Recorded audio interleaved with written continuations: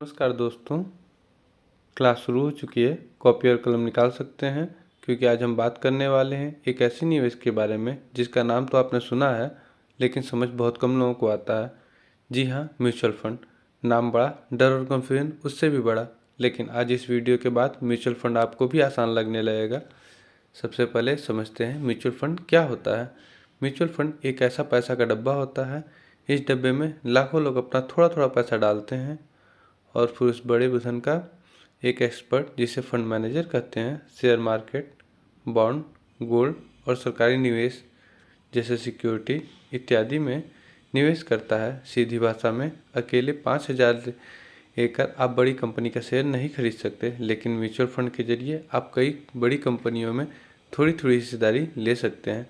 मान लीजिए आपके पास 5,000 रुपये हैं, जिससे आप रिलायंस, टीसीएस, इन्फोसिस और एचडीएफसी बैंक जैसी 10 कंपनियों का शेयर नहीं खरीद सकते। लेकिन म्यूचुअल फंड में 5,000 लगाने पर आपका पैसा इन सभी कंपनियों में बांट दिया जाता है। इसका फ़ायदा यह है कि रिस्क कम होता है और रिटर्न ज़्यादा मिलता है और पैसा सुरक्षित तरीके से बढ़ता है। यानी एक प्लेट में सिर्फ एक पकौड़ा नहीं, पूरी थाली मिल जाती है। अब समझते हैं ये काम कैसे करता है। लोग पैसा फंड में डालते हैं, फंड मैनेजर उस पैसे को मार्केट में लगाता है। मार्केट में मुनाफा होता है तो एनएवी बढ़ती है और आपका पैसा भी बढ़ता है। एनएवी यानी नेट एसेट वैल्यू। एक यूनिट की कीमत मान लीजिए एनएवी 20 रुपये है और आपने 2,000 रुपये लगाए हैं तो आपको 100 यूनिट मिल जाता है। जैसे जैसे एनएवी बढ़ती है आपके पैसे की वैल्यू भी बढ़ती है। अब आते हैं म्यूचुअल फंड के प्रकार पर। अगर पैसा शेयर मार्केट में लगता है तो इक्विटी फंड होता है और इसमें रिस्क ज़्यादा लेकिन मुनाफा भी ज़्यादा होता है। लंबे समय के लिए सबसे अच्छा अगर पैसा सरकारी या कॉर्पोरेट बॉन्ड में लगाते हैं तो उसे डेब्ट फंड कहते हैं। कम रिस्क, स्थिर रिटर्न, छोटे समय या सुरक्षित निवेश वालों के लिए सही है। और अगर दोनों का मिक्स हो जाता है तो उसे हाइब्रिड फंड कहते हैं। रिस्क भी कंट्रोल, रिटर्न भी बढ़िया है। एक लाइन में समझो, इक्विटी तेज ट्रेन है और डेप्थ धीमी और सुरक्षित ट्रेन है, और हाइब्रिड दोनों ट्रेनों का मिश्रण, तेज और सुरक्षित भी। अब सवाल आता है, एसआईपी करें या लमसम। अगर आप हर महीने थोड़ा थोड़ा निवेश करते हैं, चाहे 1,000 हो या 5,000, तो वो एसआईपी है। ये सैलरी वालों के लिए सबसे बढ़िया है। मार्केट ऊपर नीचे हो, एसआईपी धीरे धीरे औसत निकाल लेती है।